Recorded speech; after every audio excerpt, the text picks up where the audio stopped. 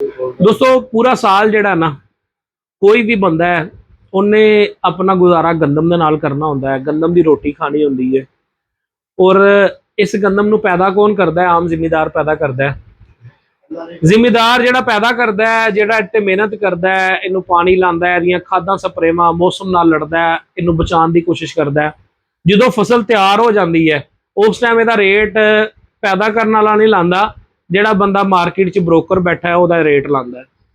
ਤੁਸੀਂ ਅੰਦਾਜ਼ਾ ਲਾ ਕੇ ਦੇਖੋ ਕਿ 32-3300 ਰੁਪਇਆ ਇਸ ਟਾਈਮ ਗੰਦਮ ਦਾ ਰੇਟ ਹੈ। ਮੈਂ ਇਹ ਵੀ ਕਹਿਣਾ ਵਾ ਕਿ ਗੰਦਮ ਮਜ਼ੀਦ ਸਸਤੀ ਹੋਣੀ ਚਾਹੀਦੀ। ਉਹਦੇ ਪਿੱਛੇ ਵਜ੍ਹਾ ਕੀ ਹੈ ਸਸਤੀ ਹੋਣ ਦੇ? ਕਿ ਕਮ ਅਜ਼ ਕਮ ਮਾੜੇ ਬੰਦੇ ਤੱਕ ਪਹੁੰਚ ਜਾਏ। ਲੇਕਿਨ ਮੈਂ ਦੂਸਰੇ ਪੁਆਇੰਟ ਨਾਲ ਇਹ ਵੀ ਗੱਲ ਕਰਾਂਗਾ ਕਿ ਦੂਸਰੀਆਂ ਸਾਰੀਆਂ ਚੀਜ਼ਾਂ ਵੀ ਸਸਤੀਆਂ ਹੋਣੀਆਂ ਚਾਹੀਦੀਆਂ ਨੇ। ਅਗਰ ਉਹ ਪੈਦਾ ਕਰ ਰਿਹਾ ਗੰਦਮ, ਮਿਸਾਲ ਹੈ ਉਹਦੀ 1 ਏਕੜ ਦੀ ਇਨਵੈਸਟਮੈਂਟ ਕਿੰਨੀ ਹੈ? ਕਮ ਅਜ਼ ਕਮ 1 ਕਰੋੜ ਰੁਪਏ ਦਾ ਉਹਦੇ ਕੋਲ ਕਿੱਲਾ ਹੈ। 1 ਕਰੋੜ ਦੇ ਉੱਤੇ ਉਹ 50-60 ਹਜ਼ਾਰ ਰੁਪਇਆ, 70 ਹਜ਼ਾਰ ਰੁਪਇਆ ਖਰਚਾ ਕਰਦਾ ਹੈ। 6 ਮਹੀਨੇ ਟੈਨਸ਼ਨ 'ਚ ਉਹਨੂੰ ਪਾਲਦਾ ਹੈ।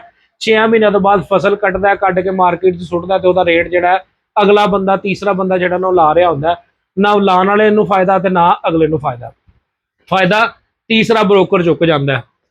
ਅਸੀਂ ਇਹ ਦੇਖਣਾ ਹੈ ਕਿ ਜਿਹੜਾ ਅਸੀਂ ਪੀਜ਼ਾ ਖਾਂਦੇ ਆ, ਲਾਰਜ ਪੀਜ਼ਾ ਜਿਹੜਾ ਨਾ ਉਹਦੀ ਇਸ ਟਾਈਮ ਕੀਮਤ ਕਮ ਅਜ਼ ਕਮ 27-2800 ਰੁਪਈਆ। ਤੁਸੀਂ ਅੰਦਾਜ਼ਾ ਲਾ ਕੇ ਦੇਖੋ, 1 ਮਣ ਕਣਕ ਦੀ ਕੀਮਤ 'ਚ 1 ਪੀਜ਼ਾ ਆ ਰਿਹਾ, ਜਿਹਦੇ ਨਾਲ ਪੇਟ ਵੀ ਬੰਦੇ ਦਾ ਨਹੀਂ ਭਰ ਸਕਦਾ।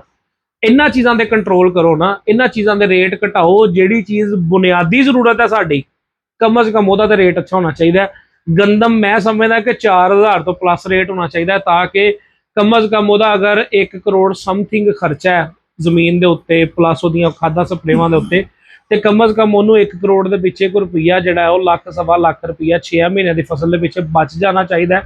ਫਾਰਮਰ ਵਿਚਾਰਾ ਪਰੇਸ਼ਾਨ ਹੈ, ਕਿਸਾਨ ਪਰੇਸ਼ਾਨ ਹੈ, ਉਹਦੇ ਕੋਲ ਦੁੱਧ ਦਾ ਰੇਟ ਨਹੀਂ ਹੈ, ਦੁੱਧ ਦਾ ਰੇਟ ਬੜਾ ਥੋੜਾ ਹੈ। ਕੋਸ਼ਿਸ਼ ਕਰੋ ਕਿ ਇਹਨਾਂ ਚੀਜ਼ਾਂ ਦੀ ਕਦਰ ਕਰੋ ਜਿਹੜੀਆਂ ਸਾਡੀ ਬੁਨਿਆਦੀ ਜ਼ਰੂਰਤਾਂ ਨੇ। ਪੀਜ਼ੇ ਬਰਗਰ ਖਾਣ ਵਾਲੇ ਜਿਹੜੇ ਬੰਦੇ ਨੇ ਇਹ ਛੇਤੀ ਬਿਮਾਰ ਹੋ ਜਾਂਦੇ ਨੇ, ਔਰ ਇਹਨਾਂ ਦੀ ਬਿਮਾਰੀ ਦੇ ਪਿੱਛੇ ਕਿੰਨੀਆਂ ਇਲਾਜ ਹੁੰਦੇ ਨੇ। ਦੇਖੋ ਜਿਹੜੀਆਂ ਦੇਸੀ ਖੁਰਾਕਾਂ ਨੇ, ਨੈਚੁਰਲ ਖੁਰਾਕਾਂ ਨੇ, ਇਹਨਾਂ ਦਾ ਹਮੇਸ਼ਾ ਹੀ ਫਾਇਦਾ ਰਹਿਣਾ। ਦੁੱਧ ਦਾ ਵੀ ਫਾਇਦਾ ਰਹਿਣਾ ਅਗਰ ਤੁਹਾਡੇ ਕੋਲ ਕੁਆਲਿਟੀ ਵਾਲਾ ਮਿਆਰੀ। ਕੈਮੀਕਲ ਵਾਲਾ ਪੀ ਕੇ ਤੁਸੀਂ ਕੀ ਗੁਜ਼ਾਰਾ ਕਰ ਰਹੇ ਹੋ? ਕੈਮੀਕਲ ਵਾਲਾ ਪੀਣ ਦੇ ਨਾਲ ਇੱਕ ਚਪੇਟ ਦਾ ਨਾਲ ਵੀ ਬੰਦਾ ਜ਼ਮੀਨ ਤੇ ਢਹਿ ਪੈਂਦਾ।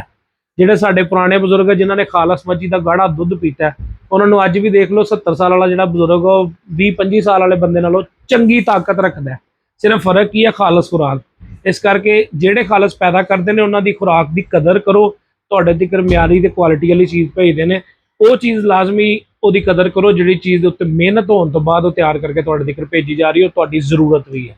ਵੀਡੀਓ ਲਾਜ਼ਮੀ ਸ਼ੇਅਰ ਕਰੋ ਸਾਰੇ ਦੋਸਤਾਂ ਦੇ ਨਾਲ, ਤਾਂ ਕਿ ਗੌਰਮੈਂਟ ਤੱਕ ਵੀ ਇਹ ਵੀਡੀਓ ਪਹੁੰਚੇ, ਉਹਨਾਂ ਅਦਾਰਿਆਂ ਤੱਕ ਵੀ ਇਹ ਵੀਡੀਓ ਪਹੁੰਚੇ ਜਿਹੜੇ ਆਪਣੀ ਮਰਜ਼ੀ ਨਾਲ ਰੇਟ ਲਾਉਂਦੇ ਨੇ। ਉਹਨਾਂ ਨੂੰ ਪੈਦਾ ਕਰਨ ਦਾ ਨਹੀਂ ਪਤਾ ਹੈ ਕਿ ਪੈਦਾ ਕਿਸ ਤਰ੍ਹਾਂ ਹੋ ਰਹੀ ਹੈ, ਲੇਕਿਨ ਰੇਟ ਲਾਉਣ ਨਾਲੋਂ ਜਿਹੜਾ ਨਾ ਉਹ ਜਨਾਬ ਮੰਜੀਆਂ ਤੋਂ, ਏਸੀਆਂ ਤੋਂ ਉੱਠ ਕੇ ਸੁੱਤੇ ਪਏ ਆ ਕੇ ਜਿਹੜਾ ਨਾ ਮਰਜ਼ੀ ਨਾਲ ਰੇਟ ਠੋਕਣੇ ਸ਼ੁਰੂ ਕਰ ਦਿੰਦੇ ਨੇ। ਰੱਬ ਰੱਖਾ।